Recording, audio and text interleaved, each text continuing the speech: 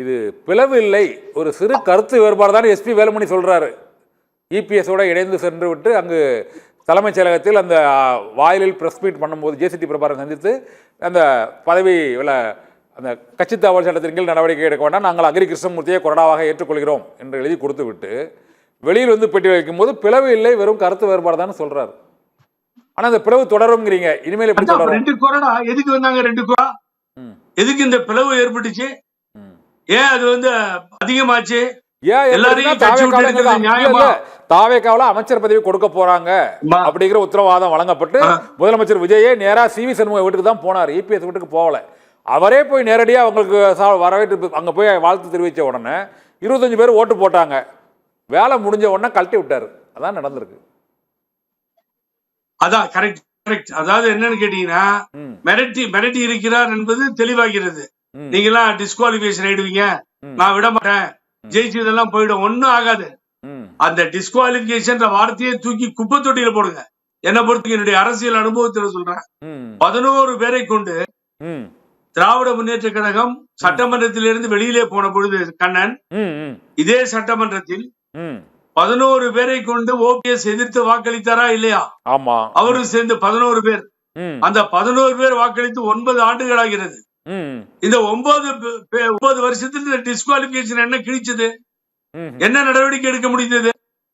இது எதிர்த்து கெலடா பண்ணிக்கிட்டு உச்ச நீதிமன்றம் வரை போய் உச்ச நீதிமன்றம் already given the direction to the secretary அந்த அசம்பிளி கொடுத்து நீங்க வந்து முடிவெடுங்கன்னு சொல்லி சபாநாயகருக்கு சொல்லி இங்கிருந்து வெளியில போன தனபால் ஒரு முடிவு எடுக்கலையே.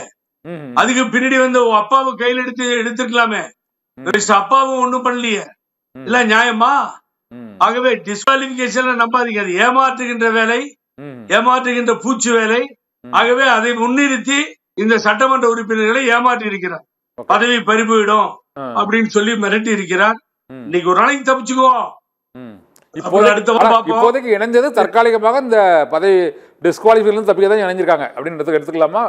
வேற அப்படி பிரச்சனை வரக்கூடாது, இன்னைக்கு தப்பிச்சுக்கிட்டா போதும் அப்படின்ற ஒரு நிலைப்பாட்டை எடுத்துதான் தப்பித்திருக்கிறார்களே தவிர அவர்கள் சுயமாக உள்ளன்போடு உள்ளுணர்வோடு பழனிசாமியிடம் செல்ல மாட்டார்கள். ஏன்னு கேட்டீங்கன்னா, மாவட்ட செயலாளராக இருந்தவர்கள் நீக்கப்பட்டிருக்கிறார், பதவியில் இருப்பவர்கள் தூக்கி எறியப்பட்டிருக்கிறார்கள்.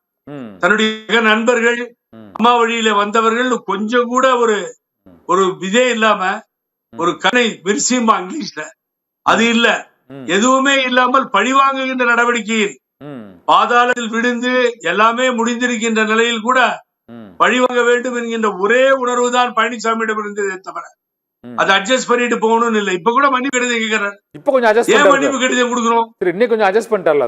மன்னிப்பு கடிதம் ஏன் கொடுக்கணும்? சுயமரியாதை உள்ள ஒருவர், தந்தை பெரியார், பேரறிஞர் அண்ணா, புரட்சி தலைவர் எம்ஜிஆர், அம்மா வழியிலே வந்த அதிமுக காரன் எந்த காலத்திலும் மன்னிப்பு கடிதம் கொடுக்க மாட்டான். அப்ப மன்னிப்பு கடிதம் கொடுத்தா பிக்பாக்கெட் அடிச்சவன் லெட்டர் எழுதி கொடுத்தா சரியா போயிடுமா? கொலை செய்தவன் கடிதம் எழுதி மன்னிப்பு கடிதம் கொடுத்து விட்டால் சரியா போயிடுமா? குற்றம் குற்றம் தான், செய்தது தவறுதான். அதை மன்னிக்கிறது என்ன, அப்புறம் நீங்க ஏத்துக்கிறது என்ன வெங்காயம்? சரி சரி. இப்ப சிவி சண்முகம் தனித்து எங்க வரா, அணியோட இணைந்து செயல்படுவாரா? இதுவரை எந்த முடிவும் அறிவிக்கவில்லை. வேகமா சொல்லுங்க. சிவி சண்முகம் இப்போ அவரோட நிலை என்னவா இருக்கும்? அவரு தனித்து செயல்படுவாரா அல்லது அவரோட இருந்த எம்எல்ஏக்கள் எல்லாமே இங்க சேர்ந்துட்டாங்க, இப்ப அவர் ராஜினாமா பண்ணுவாரா, இணைந்து செயல்படுவாரா? நீங்க என்ன பொறுத்தவரை இல்ல, சிவி சண்முகத்தை பொறுத்தவரை இறங்கி வரமாட்டார். அதுல எனக்கு ஆணித்தரமான நம்பிக்கை உண்டு. ஏன்னா இது ஆரம்பிச்சு வச்சவர் அவர் தான். அவர் கையெழுத்து போட்டாரோ விட்டாரோ இல்லையோ எனக்கு தெரியாது. தனியா என்ன பண்ண முடியும்? ஃபைட் தான். தனியா ஒரு ஆள் என்ன பண்ண முடியும் நினைக்கிறீங்க? தனியா சிவி சண்முகம் மட்டும் என்ன பண்ண முடியும்? எல்லாரும் அங்க போயாச்சு, இப்ப அவங்க எல்லாம் வந்து சமரசப்படுத்துறாங்க. ஒரு தனியா இருந்து என்ன பண்ண முடிய போகுது? என்ன பண்ண போறாரு? இவ்வளவு நேரம் நான் உங்கள்ட்ட என்ன சொல்லிட்டு இருந்தேன் கண்ணன், ஒரு டிராமா போயிட்டு இருக்கு கண்ணன், அதே நம்புறீங்க நீங்க. இப்ப இங்க வந்தவங்க எல்லாம் எடப்பாடி பழனிசாமியோட அட்ஜஸ்ட் பண்ணி அவர் தலைமையை ஏத்துக்கிறதுக்காக வந்துட்டு இல்ல, அவர்கள் இன்றைய தினம் ஏதாவது ஆகிவிட்டால் என்ன செய்வது என்பது தப்பிப்பதற்காக வந்திருக்கிறார்கள். ஆகவே நீங்க நினைக்கிற மாதிரி எல்லாரும் இணைஞ்சிட்டாங்க, பெரிய நியூஸ் அப்படியே போகுது. என்ன ஆஹா கை ஓங்கியது அதிமுக, என்ன ஒன்றிணைஞ்சு என்ன போகுது? இப்ப அதிமுக வலு இழந்து விட்டது, 3வது இடத்தில் இருக்கிறது. அதிமுகவில் இனிமேல் செயல்பட முடியாது என்ற சூழ்நிலை ஏற்பட்டு விட்டது. இதை ஒரு நியூஸா போட்டு காலையில இருந்து காமிச்சுக்கிட்டு பெருசாயிடுச்சு அதை ஆயிடுச்சு இதை ஆயிடுச்சுன்னு சொல்லி. ஆகவே அதை நீங்க நம்பவே நம்பாதீங்க. இப்பொழுது நீங்கள் பார்ப்பது நாடகம். அடுத்து என்ன சார் ஒரு முடிவும் எட்டப்படாது. இந்த நாடகத்தின் அடுத்த கட்ட அந்த சீன் நீங்க சொல்ற மாதிரி இடைவேளைக்கு பிறகு என்ன நடக்கும்? இப்ப நாடகம் இன்னைக்கு சீன் முடிஞ்சது, அடுத்த சீன் என்னவா இருக்கும்னு சொல்லி நினைக்கிறீங்க? இன்டர்வெலுக்கு என்ன ஆகும்னு கேட்டீங்கன்னா, திரும்பியும் தாவேகாக்கு எம்எல்ஏக்கள் போவதை பார்ப்பீர்கள். சொன்ன மாதிரி சார், அந்த தொகுதிக்கு மேம்பாட்டிற்கு பணிகளுக்கு 5 வருடத்திற்கு மக்கள் எதிர்பார்த்தது போல நல்ல பல திட்டங்களை கொண்டு வர வேண்டும். அப்ப கொண்டு வரணும்னா பழனிசாமியால எப்படி கொண்டு வர முடியும்? பழனிசாமி போயிட்டாரு, எதிர்கட்சியாவது மனு கொடுத்து கேட்பாங்க கவர்மெண்ட். இவரு எதிர்கட்சி வரிசையிலும் இல்ல. இப்போ அதிமுக எதிர்கட்சி தலைவர் ஆகிட்டு இந்த தொங்கி ஆடி கையை பிடிச்சு காலை பிடிச்சு மிரட்டி வந்திருக்காரு. ஆகவே நீங்கள் 5 வருடம் அந்த தொகுதியை நீங்கள் மேம்பாட்டு பணிகளிலே ஈடுபடுத்திக் கொள்ள வேண்டும் என்று சொன்னால் நிச்சயமாக வேறு வழி இல்லை. தாவேகா நோக்கிதான் இவர்கள் செல்ல வேண்டும்.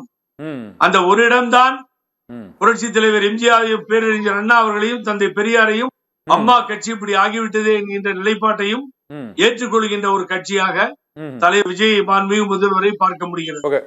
ஆகவே இங்கே இந்த இருக்கவங்களை பழிவாங்கிற நடவடிக்கை எடுக்கிறேன்னு சொல்றதெல்லாம் கொஞ்சம் கூட ஒரு நியாயமற்ற செயல்.